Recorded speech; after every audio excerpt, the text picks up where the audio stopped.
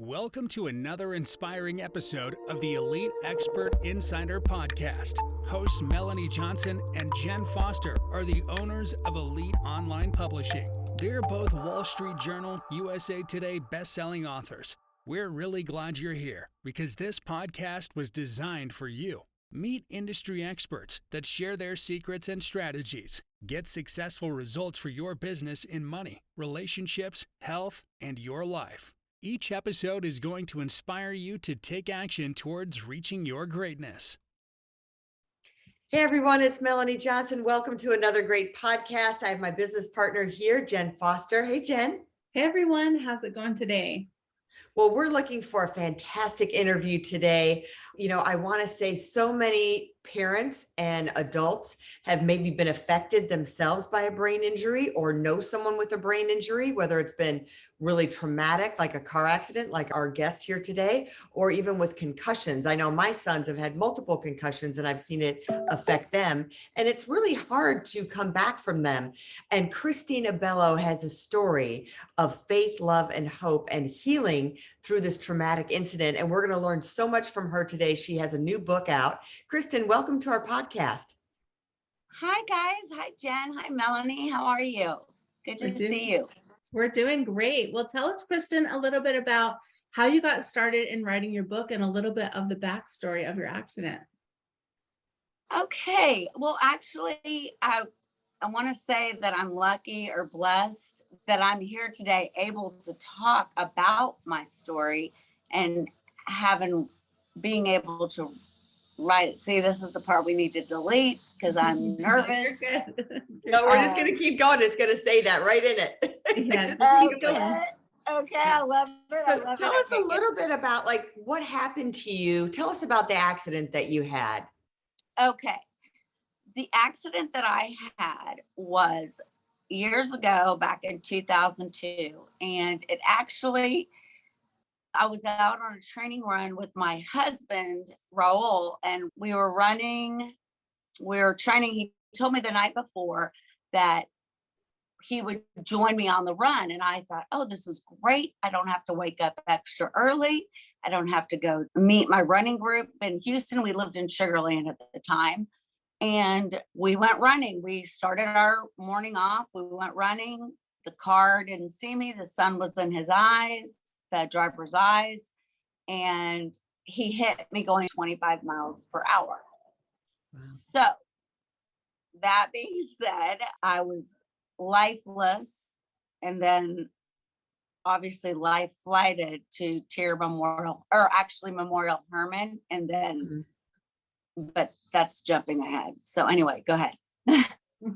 So when you got there, they figured out that you had your brain was traumatized from that. Well, when they got there, I was in a lifeless form, right. meaning in a immediate coma from the impact of the car.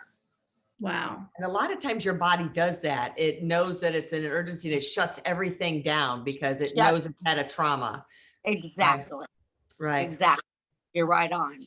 Yeah. So your family must have just been scared to death. Raul was with me. He unfortunately saw the whole thing.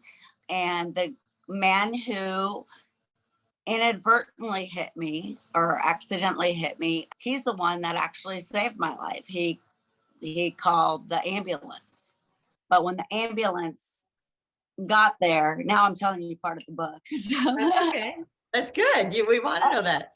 Okay. When the ambulance got there, they couldn't do anything about it. So that's when life flight was called. And because of such immediate response and the waiting didn't take place, no waiting, because time is of the essence at that time. I mean, during tragic instances. So he had called, everything worked great. Time was on our side because I feel like if they waited any longer, I don't know if the outcome would have been as good as it is today. Yeah. Sorry, I get choked up talking about it. So tell us a little bit about the recovery process that you went through. The recovery, first, I was in Memorial Hermann. I was in a coma from the impact, and then a medically induced coma. You know, your body, my body, or anyone's body needs that. So what happened? The doctor said she needs to come out of the coma before 7 days. It's touch and go, touch and go. So I had my God, my family, my friends, my husband, everyone there supporting me, except I was in a coma. And finally, on the 7th day, I did wake up. I woke up from the coma. Then fast forward, because I don't want to tell you all about the book. Yeah. Fast forward, I got transferred to TIER, and that is the Institute of Rehabilitation and Research. Excellent hospital, rehab hospital. And so I went there, and I had occupational therapy, speech therapy, physical therapy, every therapy, name it, I had it. So we worked hard, or I worked hard. God and I worked hard. Then what happened? Well, how long was that recovery? Did I answer your question? How long was that recovery? Well, when I was in TIER, it was probably a few weeks. The recovery doesn't end when you leave the hospital. And anybody in a traumatic experience or any cancer, anything, can tell you it doesn't end there. It's honestly a lifelong thing. But I'd say it was probably the first 9 months to a year that was the main healing points, where I did therapy all the time, physical therapy, occupational therapy all the time. Mm-hmm. Yeah. You have to have a lot of faith and resilience to get up, to fight through that, to keep wanting to go through recovery. So many people give up. You mentioned faith. How did your faith play in this to give you the strength to get through it all for the continuation of the therapy and recovery? My faith was number one. I believed so much, and I would talk to God. I would all the time, still, like we all do, right? Anyway, I prayed all the time, talked to God all the time, and just persevered all the time. I just knew what I had to do. I knew what I had to do. What motivated you the most? Like, how did you stay motivated? Like, to get out of bed? Because I think that would be the hardest thing for me, is like not wanting to go to physical therapy because it's hard, right? Yeah, I know, right? What really got me was my husband and my son. My son at the time was 1.5 years old. Oh, so that was what kept me going. Yeah. I had to get better for Raul and Jacob. Mm-hmm. I love that. You had a big why, of why you needed to get better. So then you decided to write your story. What motivated you to write your story and turn it into a book? Actually, this is kind of a fun story. I've always wanted to, but growing up, my boys growing up the last, 18, 21 years, one's 18, the other one's 21 boys.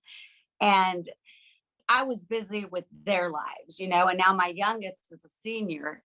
So I have time. But when I wrote the book in 2019, that's when I wrote it, before the pandemic. I've been wanting to do that forever, to share my story, but not necessarily via book. I wanted to do it through a movie. I was telling my friend on a boat in Lake Travis, I was like, I wish they would just make a movie of my story, just seeing the darkness, how things can be so dark and no hope whatsoever. But then look what having the faith and support of husband, family, friends, just anyone, just support. Look what it does. So originally I wanted a movie, but quickly I was told by my mentor in New York, you've got to write a book first. You can't have a movie. You can't just jump into a movie. So that's when I got pen to paper. Mhm. That And she inspired me to get Laura Hines Keller inspired me to put pen to paper and helped me start the writing process. Yeah. And that are was you a back in natural 2019. writer? Like, are you a natural writer? Do you just like sit down and write, or was that kind of hard for you to get started? Honestly, I feel like I write better than I speak. Mhm. And I've always thought that I can write all day long, Mhm. but my words don't always come out how I'm thinking. Mhm. So I was never, I mean, just simple emails and stuff like that. But I love writing. I love writing, especially when it's my own story and that it was already written for me because it happened Mhm. in 2002. So are you glad that you published a book? Does it feel rewarding? And how do you feel like it's changed Very, the momentum of where things are going with your story? very, very positive, awesome. This is all I dreamt of and prayed for. This is why I wrote the book, to help others, to give them inspiration and hope, to have faith. Look what happened to her. She was lifeless, but here I am today drinking coffee with y'all. That's awesome. And your book is called Sunrise, right? Yeah. Yes. Yeah, Sunrise, right. an I love it. empowering true story. I love it. And a lot of people think after they have a brain injury or traumatic thing happen to them that they can't recover. I think it's great that you put it all into a book to inspire others and help people that are going through the same thing, or even just any traumatic thing, right? Knowing that Yes. you can do it.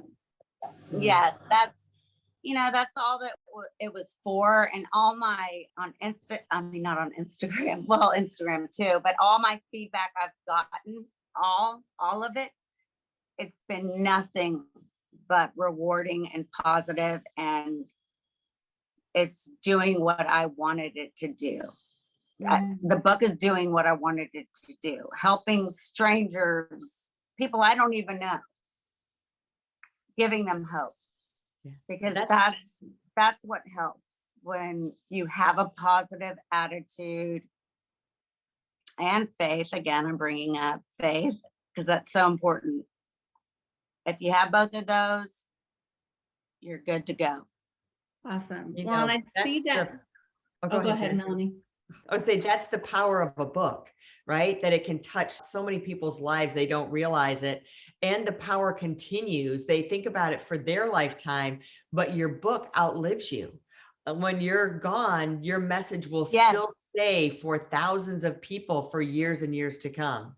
Yes, exactly. I love that.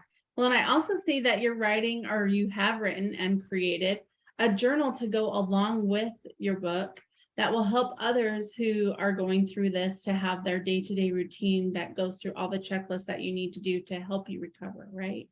Yes. Yes, I did. And it is coming. It's the Sunrise Journal. It's coming this fall. And it's for anyone. Well, it's basically for the traumatic brain injury community, but obviously it could be for anybody else, but it's mainly geared towards the community of TBI.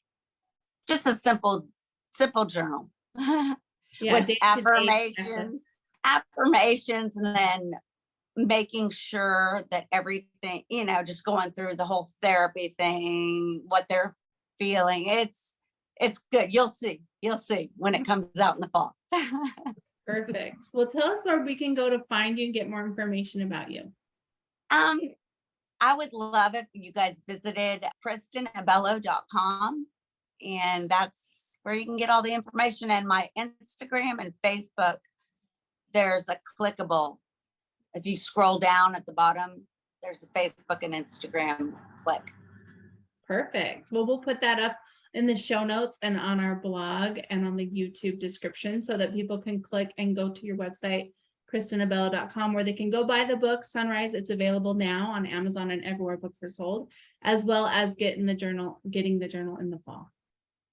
Thanks, Kristin, for coming Thank today. Your story is so powerful, and I hope it was helpful to everyone who listened today. And make sure you get her book and share it with people that you know that may be having a brain injury. So if you're looking to become an author and a #1 best-selling author at that, reach out to us at eliteonlinepublishing.com. You can hit the submission button, and we'll see if your book is a good fit for us. We'll see you next time. Have a great week. Thanks, Thank Kristin. you, Melanie and Jen. Bye. Hey, are you looking to increase your revenue, build credibility, and elevate your brand? This podcast is brought to you by Elite Online Publishing, an innovative publishing and full spectrum marketing company. They will publish and market your book to make it a #1 bestseller. Becoming an author is the best way to market your business. So contact them at eliteonlinepublishing.com today. All of their authors become #1 bestsellers.